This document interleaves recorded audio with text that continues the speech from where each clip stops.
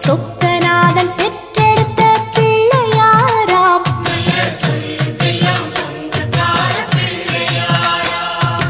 கைலாய மலைய விட்டு தெற்கே வந்தாராம். இந்த பிள்ளையாரு பட்டி கண்டு இருந்து விட்டாராம்.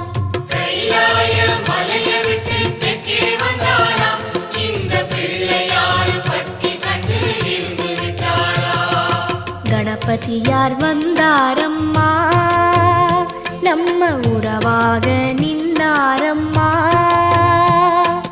கணபதியார் வந்தாரம்மா, நம்ம உறவாக நின்னாரம்மா.